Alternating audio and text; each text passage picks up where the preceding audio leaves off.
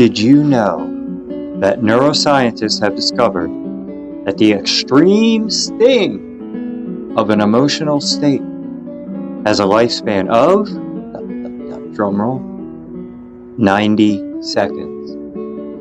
90 seconds is the lifespan of the extreme sting of an emotional state. And it does have a purpose. Anxiety itself has a purpose. It is our brain's natural alarm system, and we wouldn't want it to shut off all the time. We wouldn't want it not functioning. But in the modern day, there's too much, we have to numb it all away. Like, by the way, me, myself did for decades. But what if it was never meant to be numbed away? What if it's a guide? What if anxiety is in fact a teacher? So today I'm going to discuss the mission statement from my book, Warrior Seed, Meditation is a Weapon. And that mission statement is a practical training manual for owning your attention, regulating your emotions, sharpening the senses, and directing the power of your mind. This is what we do to communicate with the subconscious, as well as using the captain's wheel, the ship's captain of the conscious mind, because both are valuable, in order to own our attention, the most valuable asset on planet Earth right now. So, let's get to our first exercise. And today we're going to be discussing something that I have simplified into a modern form. Here we go.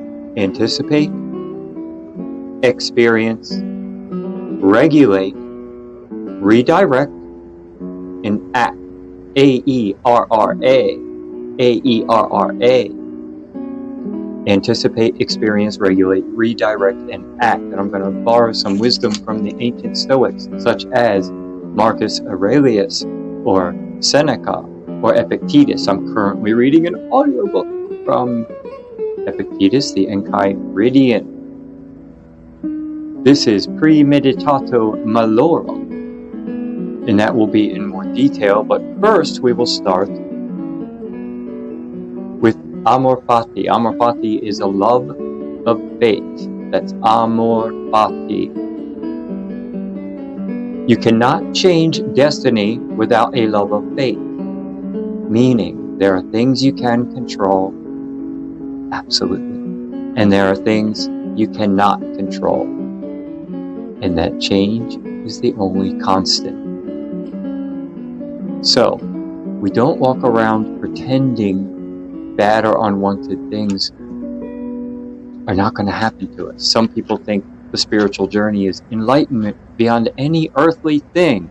No, I view Earth as a school for us, if you want to get a little bit spiritual. But that's okay, because everything I'm talking about today does not have to be spiritual, religious, mystical in any way, or it can be as much as the individual would like it to be. Because a lot of modern therapy and psychology comes from things like religion and ancient mystery schools and practices of magic and mysticism and the monks and all of those things.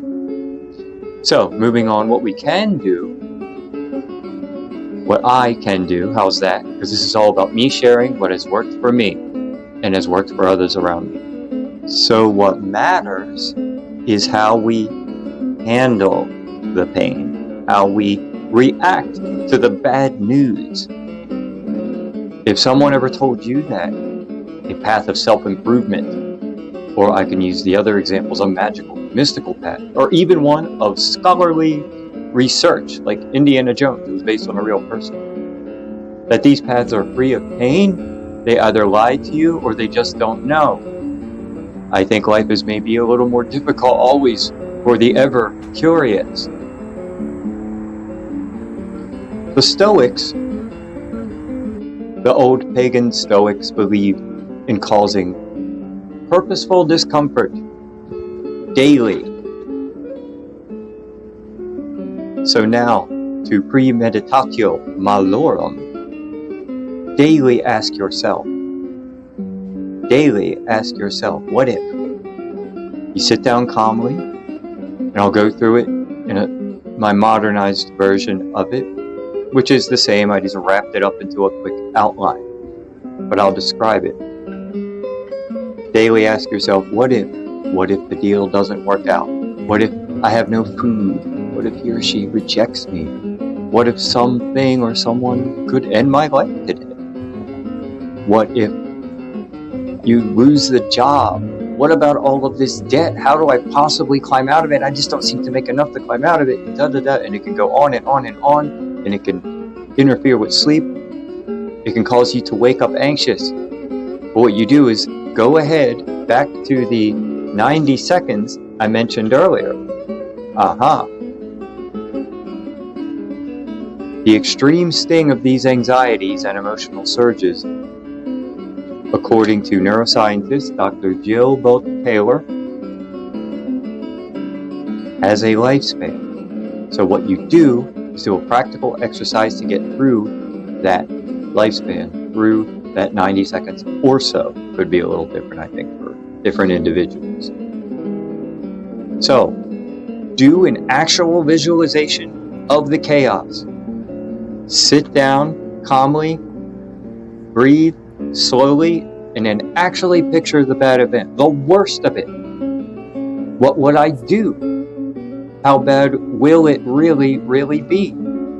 See it, and actually feel it.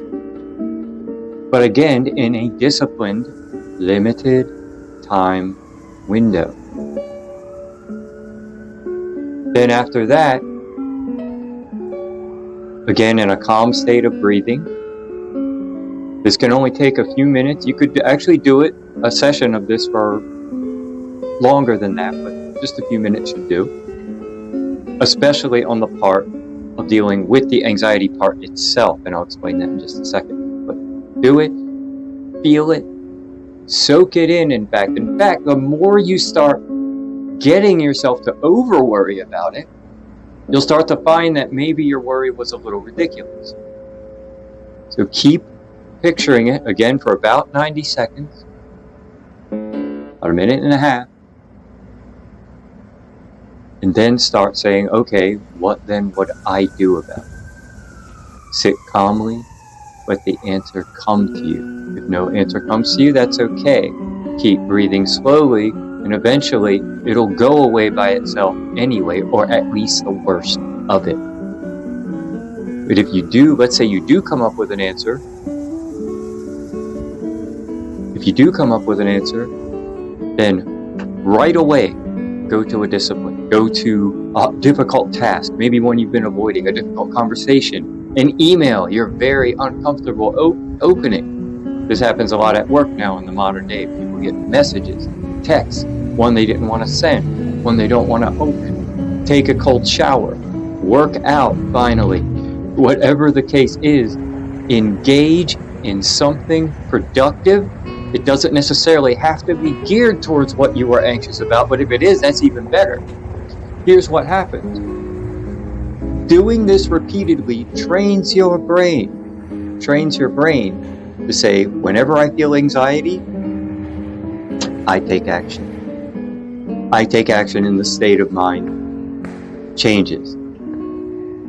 And then not only that, on the back end, after it calms down, after that neuroscientifically proven 90 seconds and the worst has calmed down, the answer you come up with is the useful, productive way to engage with that anxiety for its actual purpose in the first place.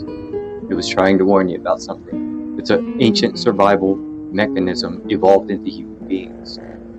But since we're not looking out for saber-toothed tigers anymore, the energy surge of anxiety still kicks in without the real danger.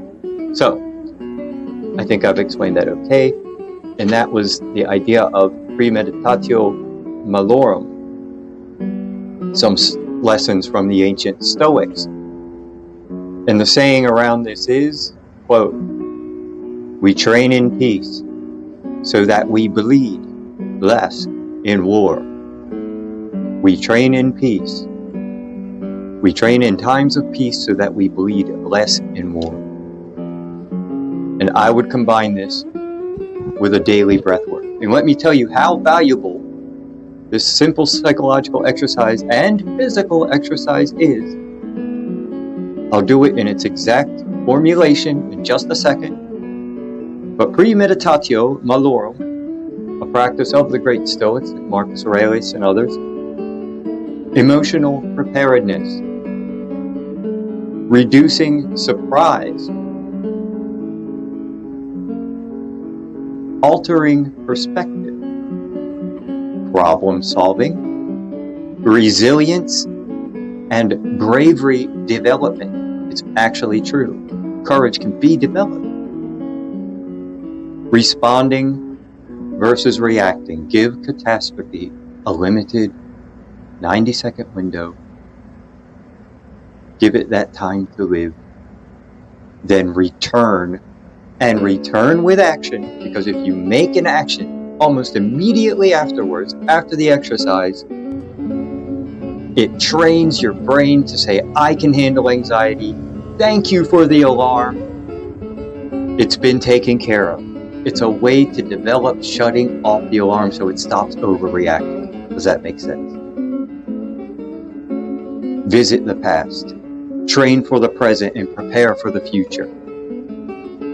This is now getting into the way I have modernized it, I guess, or outlined it might be more accurate. It was already there. This is my outline. Step 1, anticipate. It's a 5-part outline. Well, anticipation's easy because the anxiety's already there. Eventually you'll start expecting better, but if the anxiety is there, it's there. Anticipate. Experience, regulate, redirect, and act. Anticipate, experience, regulate, redirect, and act. So, anticipation, anxiety, experience, go ahead and feel it. Go ahead and feel it. We're back to our 90 seconds. Regulate. That is the slow breathing. That is the slow breathing. Redirect. You calmly now, after that 90 seconds, coming up with some answers. Of course, act is nice and easy. Take an action. Actually, any kind of disciplined action can help, even if it's unrelated. If it is related, even better. How I would directly start this 5-part exercise. Sit in a chair or lay down. It doesn't matter. If you're doing it, let's say, almost ceremoniously or ritualistically, not religiously, I just mean as a time set out, maybe first thing in the morning, because that's when a lot of people were trying to go to sleep at night, waking up in the morning. Sit down and breathe. If you don't like to do counted breath, then just breathe in nice and slow. You do about 10 nice, very slow breaths. But my favorite count, and this is my favorite one for basic beginning meditation, because I do breath work, but some people just won't or think they can't meditate or don't want to do breath work. Perfectly fine. But here's a nice, easy breath. Sit down or lie down. Breathe in for a comfortable count of 4. Then hold.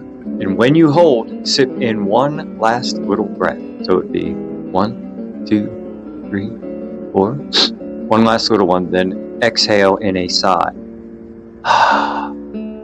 Kind of in like a sigh. And for that sigh exhale, do it for the count of 8.